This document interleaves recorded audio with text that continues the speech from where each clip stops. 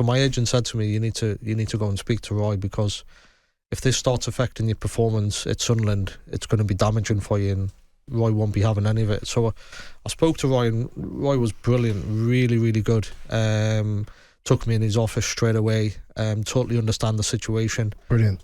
He literally called up Sport and Chance clinic while I was there in the office to try and get me the help I needed. So Roy phoned Sport and Chance. Sport and Chance was fully booked, but they mentioned another place, which was the Capio Nightingale Hospital, which is next to the Landmark Hotel. So Roy straight away said to me, you're going to go in there next week. And I was like, well, what about football? I want to play football, Roy, and that sort of thing. He went, listen, you need to get the help. You need to do this, you need to do that. So we sent me down to the hospital. I was staying in the Landmark Hotel. And like I've always said, people that have got addictions, unless you want to help yourself, you're never going to get fixed. I didn't want to help myself, so I was going into the hospital from 9 o'clock in the morning till 5 o'clock at night. And then straight after that, I was going to the Ladbrokes just around the corner. Really? Yeah, so Sunderland were trying to help me, but I didn't want to help myself, do you know what I mean? That was the situation I was in. So I was doing that every day for like 7 days, do you know what I mean? Roy and the club were ringing me up asking how I was and if everything's going well, and there I was just going into the clinic, sitting there doing nothing, not even speaking. I just felt embarrassed being there, do you know what I mean? I'm a Premier League footballer going into this hospital with random people that I don't think I should be here with, sort of thing.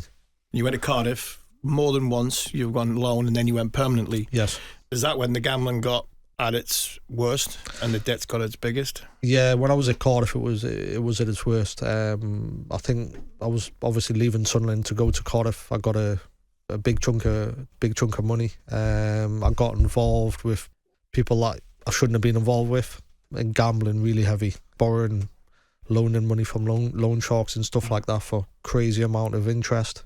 Even 2009 when I was at Cardiff, that was probably my worst time. I was in debt, gambling debt, betting heavy, but it's probably the best season I had. It was so strange. We managed to get to the playoff final and we got beat off Blackpool. I think I scored 21 goals that season as well. So, like I said before, the happy place on the pitch, you could see it. People just didn't understand how I could still perform to the abilities with everything that was going on off the pitch. Your car was taken off you in 2010 while you was on the second time at Cardiff. Yeah.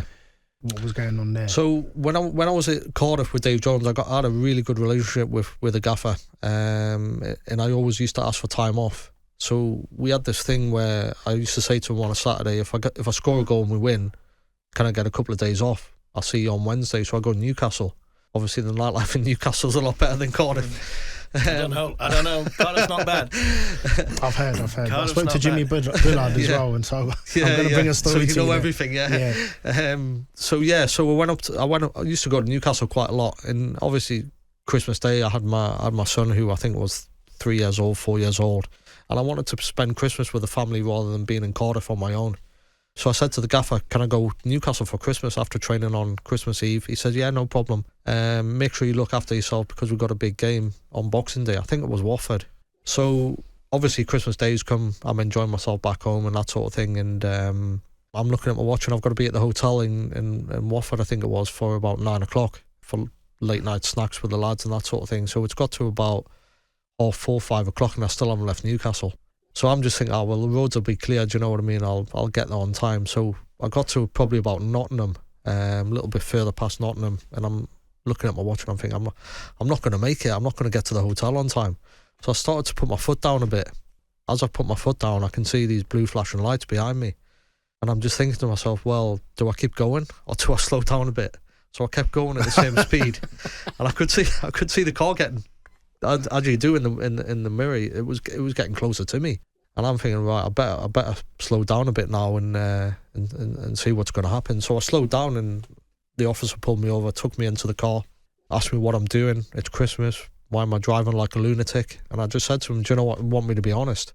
And he said, yeah, go on then. What story are you going to make up? And I said, like, I'm a professional footballer, play for Cardiff City. We've got a match tomorrow. I've got to be at the hotel for 9 o'clock.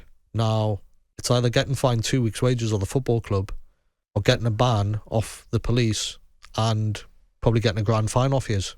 So that's the situation I'm in. So that's why I'm speeding, because I don't want to be late to meet up with the lads because, look, 2 weeks' wages was a lot of money for me. Do you know what I mean? When you've got a gambling addiction.